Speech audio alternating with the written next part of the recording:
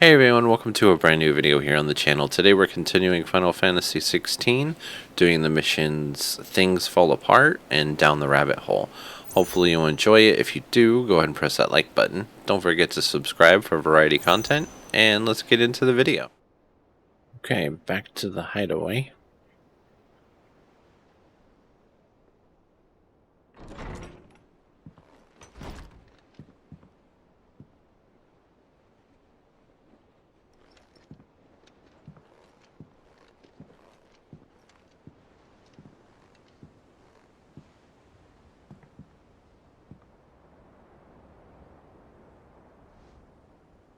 How is your brother?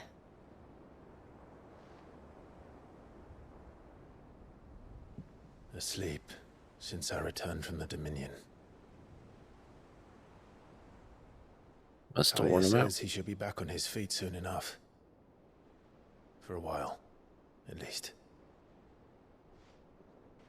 She discovered something on his chest. A swelling, circled in stone.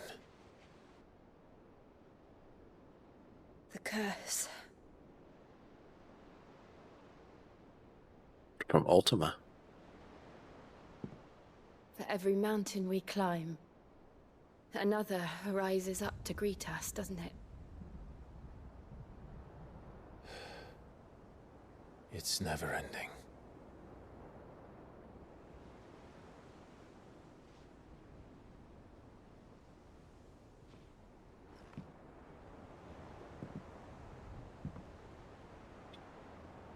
Even the sky seems to have grown tired of it all.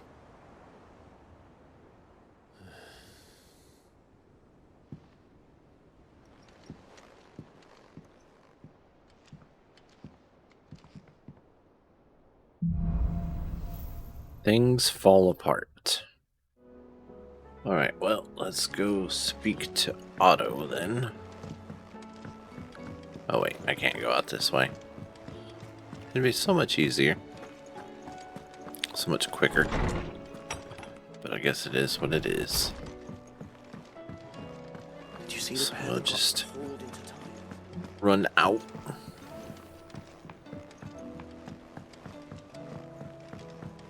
And yeah, he's right up those stairs on the left.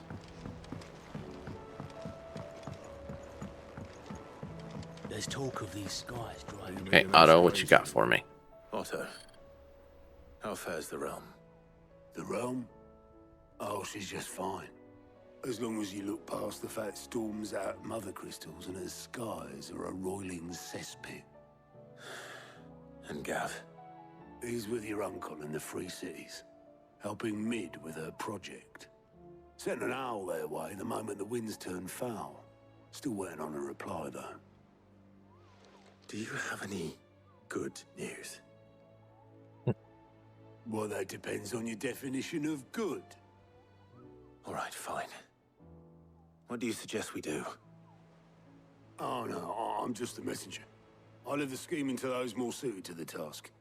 Could be that Lady Vivian and Old Tomes have their own thoughts on the current state of things. Could be that they don't. It certainly can't hurt to ask. I suppose not. Okay, so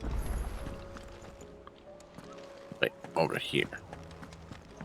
Let's talk to Vivian, see if we get a story. How is it that every one of your little excursions presages some inexplicable catastrophe? Not that you are to blame for the Dominion's fate. No one could have predicted the actions of the Crown Prince. I'm sorry I couldn't save your home. My countrymen are stronger than you think. A few toppled clock towers won't break their spirits. They'll be back on their feet in no time. I hope so. Look at us. Bluer than a pair of bog crabs. Tempting though it may be, sulking will not help us find a solution to this mess. You believe there's one to be found? I don't know. But I am certain we're more likely to find it if we first examine the facts. Yep, now we get another history lesson. Beneath these darkened skies, fear and confusion reign over Valisthea. Oh, the lands around the fallen Mothercrystals had already begun to wilt for want of ether. But not like this. Crystals that filled wells and fueled furnaces. Now nothing but pretty shards of rock. And those that hang from the people's necks cast nary a glimmer of light to keep the dark at bay. It is only a matter of time before the common folk convince themselves that the end of days is upon us. Yet I fear a swift end is more than we can hope for. While most of the world thirsts for ether, the remainder drowns in it, spawning Akashic in droves. And amidst the hordes of mindless beasts, with magicks as like to fail as function, even the strongest nation would falter. Rosaria and the Iron Kingdom teeter on the brink of collapse, while the tragedy in Twinside has all but paralyzed the Holy Empire. Dalmekia fares little better. Rumor has it the ministers fled the capital after the fall of Drake's Fang, leaving their beloved republic to crumble. Waloed, meanwhile, moves in earnest. The Einherjar has been sighted off-storm. The world, in short, is in chaos. It would seem our civilization was nothing but a castle of sand, to be washed away at the whim of the waves. Well, that was pretty grim. Sand. Not my best flourish, but it seemed fitting. The reports I've received are considerably more blunt in their appraisal. Without the protection of their nations, it will fall to the people to defend themselves against those who would take what is theirs. Which is only ever going to end one way. Defending a farmhouse against a band of chocobo thieves is one thing, but pitchforks and palisades will do little to stall an army's advance. Should the King of Waloed deign to invade, there would be none to stop him. None but us. That's right, we can stop them.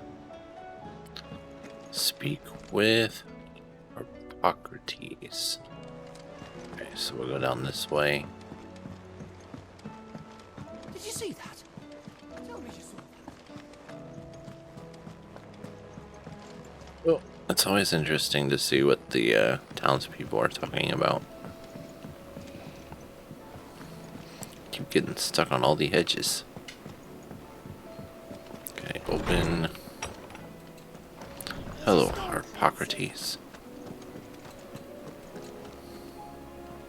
Let me guess. You're here about the skies. Is there anything you don't know, Lawsman? It doesn't take a court astrologer to augur the obvious.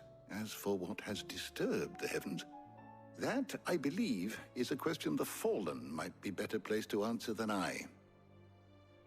And on the 6th day did the gods tear the sun from the firmament, visiting darkness upon their prideful sons and daughters. But I dare say you remember your childhood lessons on the sins of Zemeckis only too well.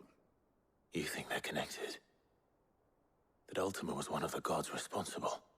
Well, he has certainly exhibited powers that we mortals would associate with the divine.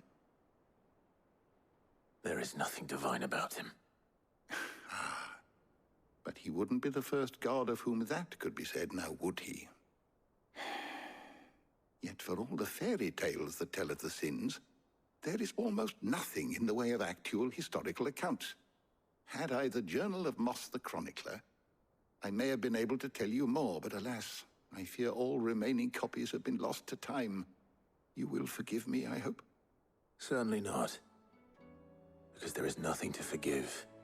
Even without this journal, you've provided us ample wisdom. And we will always be grateful for it. Pillar of the Perhaps Otto will be community. more inclined to share his thoughts when he hears what the others had to say. So back to Otto. Okay.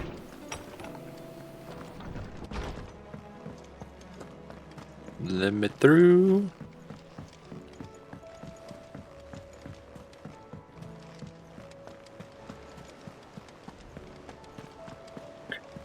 Up here. What are you looking for? I don't see nothing. Oh, Jill's here too. Clive, we have a problem. Only one. That would be a first. It would. Actually, there are three. We had as many owls arrive while you were at the shelves. Martha's got a Akashic out her gates, and talk of monsters roaming the hills outside of Northreach has put the wind up Isabel and her lot. And don't forget Dalimil. Lubor says the village was raided by bandits. When it rains... It fucking pours. The curse breakers are spread thin, taking stock of the damage in the Dominion. And even if I could get word to all of them, I doubt they'd get here in time to make any real difference. Which means... there's only two people who can. Jill and I. Let them know we're on our way. Dun dun dun. Okay, so we've got to go to 3 different places. Lovely. Okay, so we are gonna start at the Dalimil Inn and talk to Lubor. Sid, your new companion appears much more formidable than your uncle. Should I be worried? You haven't been introduced. Jill, Clive has told me much about you. All lies, I'm sure. Your Stolas said that Dalimil has a bandit problem. Indeed. Although, you're a little late. They left with our food and guild days ago. Any idea where they went? The desert's a big place. Your guess is as good as mine. But the fact is, I have more immediate concerns. What did you say to me? What did you say? Ah, as if by magic. Let's just say we've yet to reach a consensus about how to solve Dalimil's little problem. And at this rate, it won't be the actions of the bandits which prove to be our undoing. It will be our own. Now, I've tried reasoning with the dissenting parties, but even the Desert Hare has limits. Perhaps we could talk to them. What makes you think they'll listen to us? What makes you think they won't? She makes a fair point, Sid. And you won't have wasted much of your precious time if you fail. They're just across the courtyard. Down the rabbit hole. Okay. Suppose we just follow the shouting. So go through here.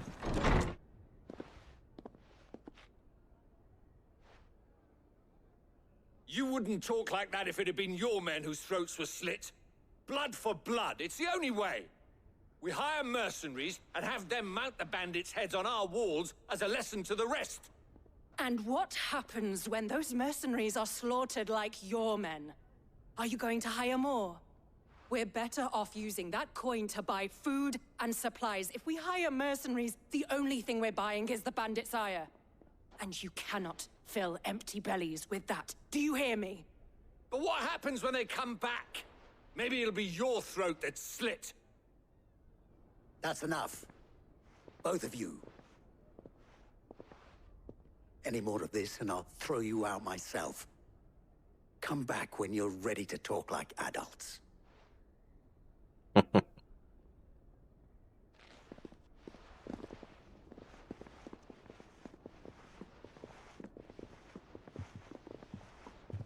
Victor.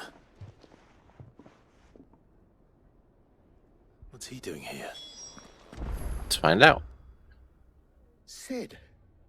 And Lady Jill. What brings you here?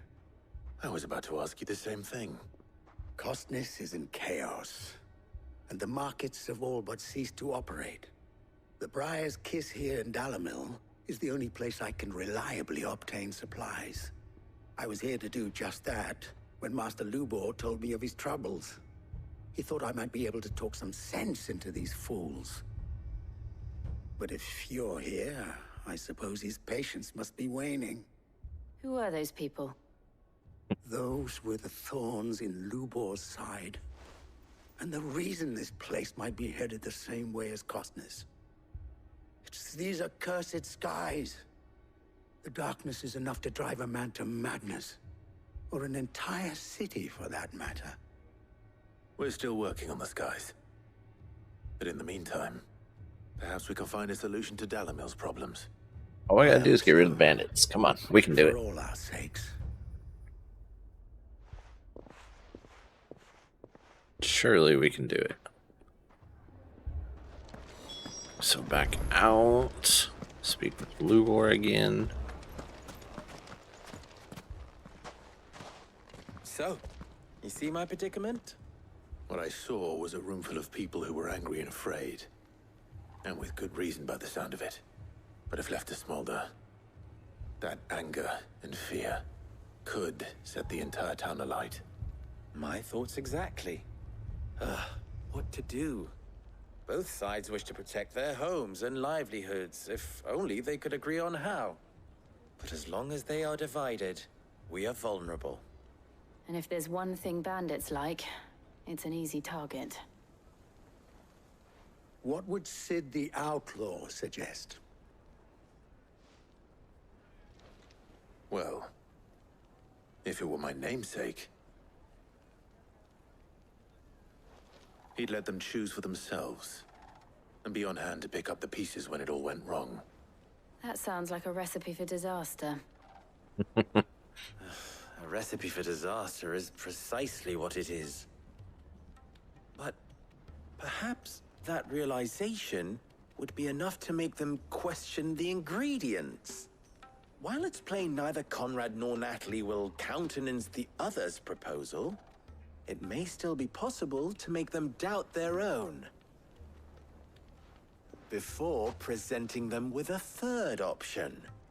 And that would be? To pool our resources and save the city ourselves. Why fight each other? When all that fear and anger can be directed at the bandits. It appears we have a plan of action. Victor, pay Conrad a visit. See if you can't convince him of his folly.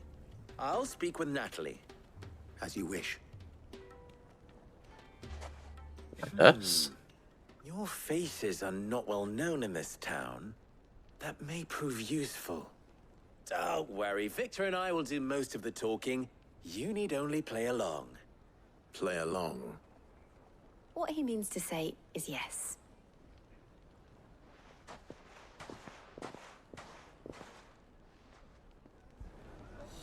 Right, so guess we'll start out over here. Picture it, Conrad.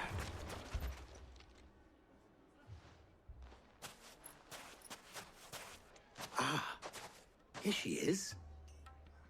The Lady of the Spear herself. Conrad, may I introduce you to Jane, commander of the Red Wings, the oldest mercenary guild in the Free Cities. A pleasure, my lady. The pleasure is all mine. As I told you, I summoned the commander here from Canver to inquire about a contract. Victor says you told him no. That there aren't any men left to hire. Is that true? True as the crystals cracked. Nobles came and claimed every last one worth his salt. And not just from us Red Wings. You know of the 7 high houses. There must be 2 swords assigned each one. Granted, we have a few boys left. If it's boys you're looking for. Well, Conrad, are you saying that Dalimil's finest cannot defend this town better than a gaggle of unblooded striplings? That a band of beardless youths could better avenge the deaths of your brave men than you yourselves? Absolutely not. We'll show those bastards who they're dealing with. Well, so far so good. I can't believe that actually worked. Conrad's not what you called the brightest candle in the crypt. And there's a reason why I had you do the talking and not Sid. Well played, my lady.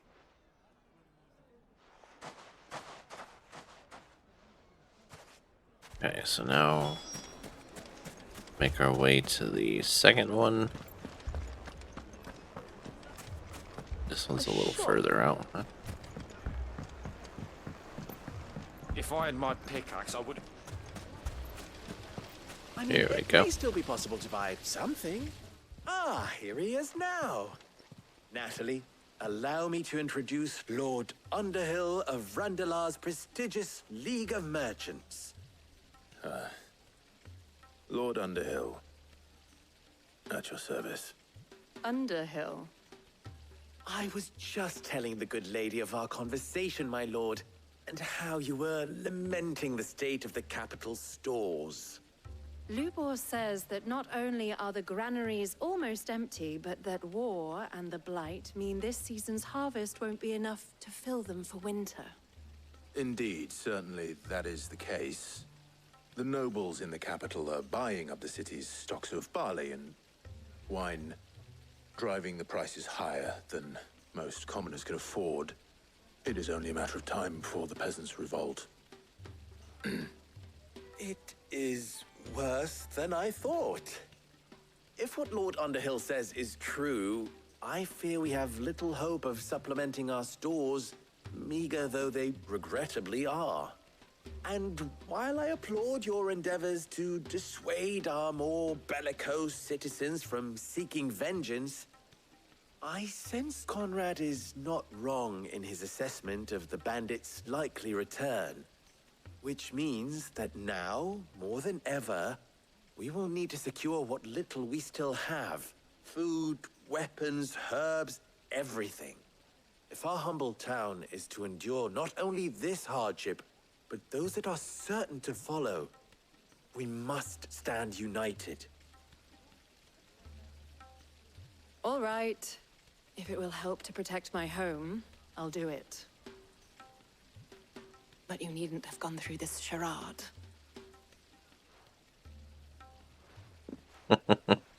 She's clearly the smarter of the two. Thank you, Clive. Your performance was nothing if not workmanlike. She saw right through it. I didn't say it was good, merely that it produced the desired effect. Now, my scouts should be returning shortly. Meet me back at the Briar's Kiss, and we shall see what we face. Okay. I'm not convinced our roles in this ruse were entirely necessary. I don't know. Conrad seemed quite taken with you. Mummy, I'm scared. What if the bad men come back? We're gonna handle 100%. Good news, Sid. Both Conrad and Natalie have somewhat gracefully accepted their new roles. With time, they may even learn to. Time no longer appears to be the luxury it was before lunch. I take it your scouts found the bandits. Technically, it would be the bandits who found my scouts. It appears they march for Dalimil as we speak. All of them. You're not serious. They don't just want food, they want the whole damn town.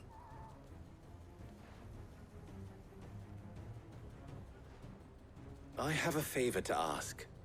I'm told the bandits march in two groups, one from the south and one from the desert, in a move doubtless intended to stretch our already gossamer-thin defenses.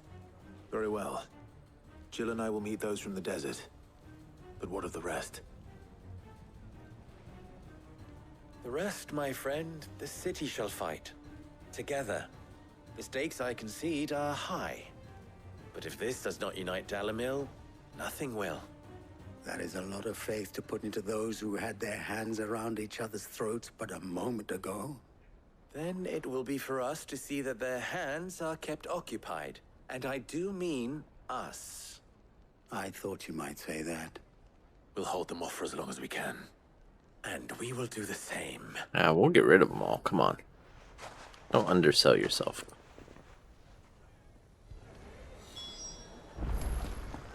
Alright, so just out here.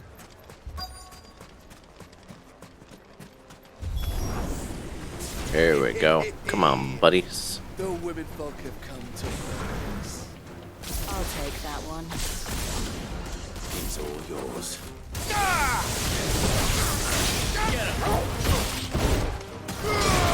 These guys have no chance. No shot. Get him! Attack! They mean to overwhelm us.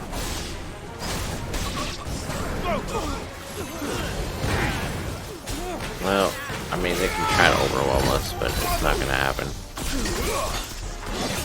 Let's find this caster. Is it you? No. Maybe.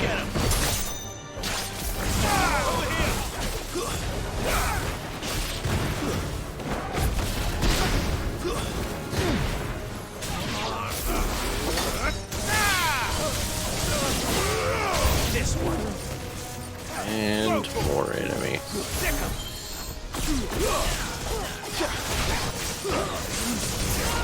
Over here.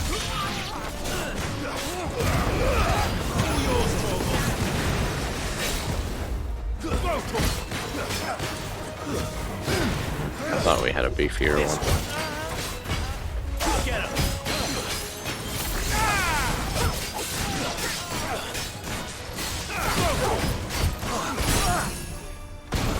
Stagger, stagger, stagger.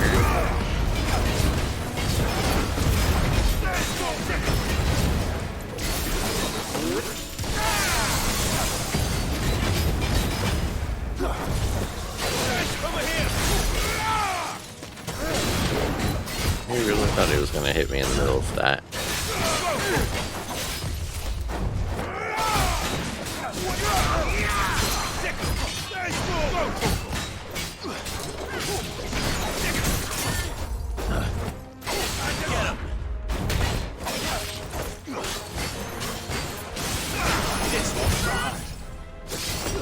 No smoke screen for you, buddy.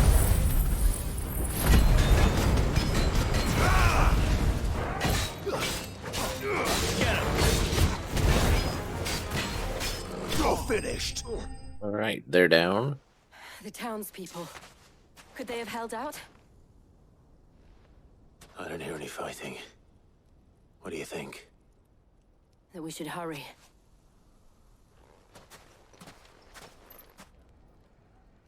I mean, everything seems to be in some kind of order.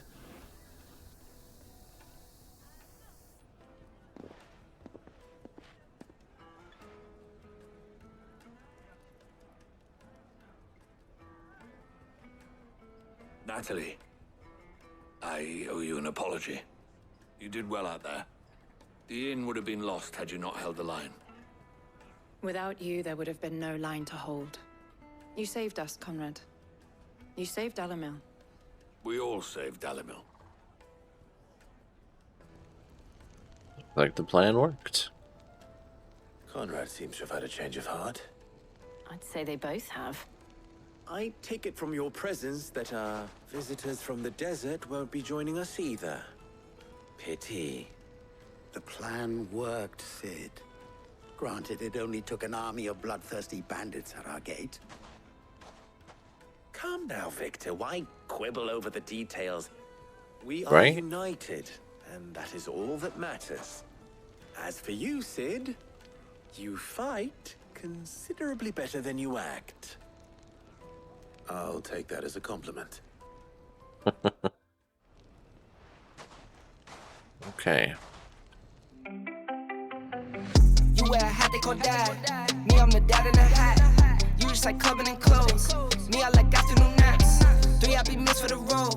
My oldest like counting racks.